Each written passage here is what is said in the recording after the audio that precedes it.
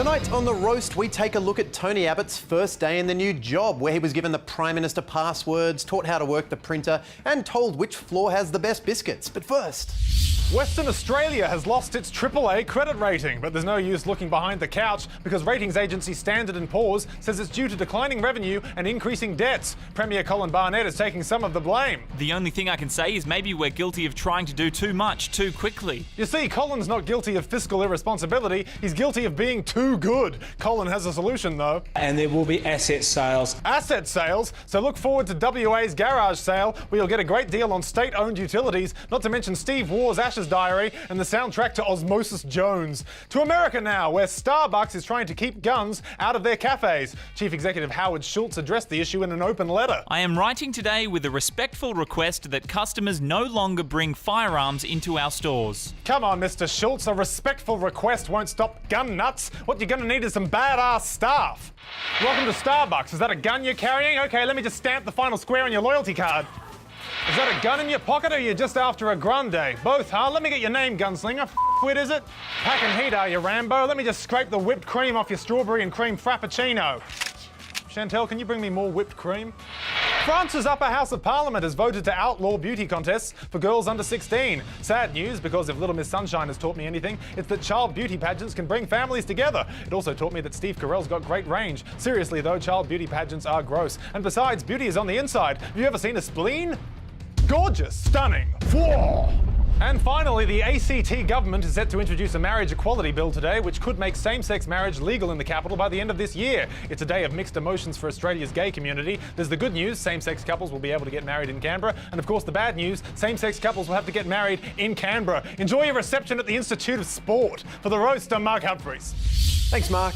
Next up tonight, Tony Abbott completed his first day in office yesterday, and already his Operation Sovereign Borders has been criticised by former Defence Force Chief Chris Barry and the Indonesian Foreign Minister Marty Natalegawa, meaning the coalition's military solution to an Indonesian problem has been shot down by both the military and Indonesia. So Mr Abbott is discovering it's not easy being Prime Minister, but that's why you surround yourself with experienced ministers to handle the various portfolios, such as the new Minister for Women, Tonya B. Bott. Now Tony Abbott? Really? Really? How's the country handling that? Tony Abbott's in charge of women's affairs.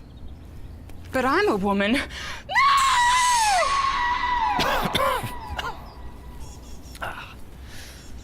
Abbott? Women's affairs? Huh? And as Minister for Women, overseeing the Office of Women, Tony Abbott's three priorities will be reducing violence against women, increasing women's economic security, and ensuring women's equal place in society. Something he nailed with his cabinet appointments, because one woman is equal to 19 men.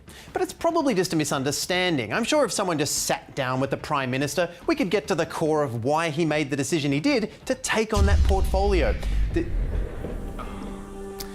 Tony, if I could just speak honestly with you for a moment. I'm sensing that you're trying to overcompensate for your insecurities by taking on responsibilities you aren't emotionally ready for or even remotely qualified to deal with.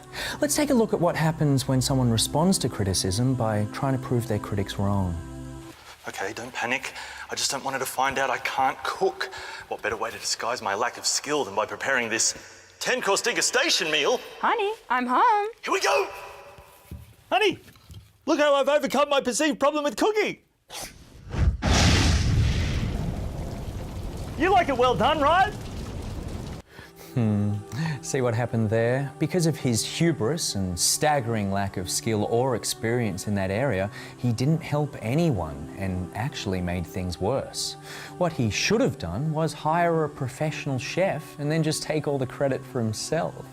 Do you follow, Tony? You can hire the Heston Blumenthal of women's affairs and the country will love you for it. And of course, I'm not saying that person needs to be a woman, just that person probably shouldn't be you. And, well, unfortunately, we're going to have to leave it there, like you should, with that job. Same time next week? Wait, no, fix me. Well, finally tonight, Tony Abbott has kicked off his time in government by kicking out 3 heads of government departments, namely Don Russell, Blair Comley and Andrew Metcalf. The 3 seasoned public servants were given their marching orders just minutes after the Abbott government was sworn in, which puts them on the same level of get the hell out of here as the carbon tax. Now, Andrew Podger, a professor of public policy at ANU, suggested these sackings appeared to be linked to their work with the Labor government, adding, "I'd be saddened if the message was that public servants should totally pull their heads in and not try to implement government policies." And that does put public servants in an awkward position, because if they do an amazing job under one government, then a future government might fire them for appearing to be too allied with the former one. Whereas if they pull their heads in and do a lousy job, the current government might just fire them for being shit. Plus, the Coalition has promised to cut 12,000 Commonwealth public service jobs over the next 4 years. Which means 12,000 jobs divided by 4 years, carry the 1. Okay, that's 8 public servants a day. So really, firing just 3 departmental heads was a pretty quiet day for Mr Abbott. Although, to be fair, he did fire a department as well. AusAid, Australia's overseas aid agency, was integrated into the Department of Foreign Affairs and Trade, whose employees are definitely going to be working weekends, since they will also take on the responsibility for the overseas promotion of Australia as a tourist destination. So with diplomats now in charge of tourism, our commercials might get a little more specific. Australia. Stable, democratic, culturally diverse with a skilled workforce and a strong competitive economy. Also, beaches. With 3 branches of government, there's so much to see here.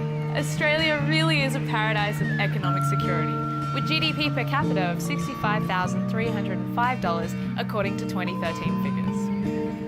DFAT recommends you exercise extreme enjoyment while visiting Australia. So DFAT is going to have to wear a lot of hats. It's got its diplomat hat, its tourism hat, and its AusAid hat. It's going to need a hat rack, because if there is an international crisis, DFAT staff might find themselves negotiating with hostile governments whilst providing aid to refugees, all the while promoting Australia as a place they'd rather be. And with their aid budget cut by $4.5 billion and their resources stretched across 3 departments, DFAT will have to tighten its belt straps and be a little more prudent in its aid-giving duties. So, if you sign this trade deal, Australia will give you a koala and a cup of soup. First we sign, then we soup. Yeah, I could do with some soup. Do you really think soup will fix all your problems, Tom? We have a lot to talk about. Good night, everyone. Your love of soup may relate to your deep-seated fear of seeing the credits. Yeah, I think it does. You hate seeing other people get credit, don't you, Tom? I really do. This is a safe place. We're all alone. Now let's talk about your compulsive bedwetting. Mummy! See you tomorrow, Tom.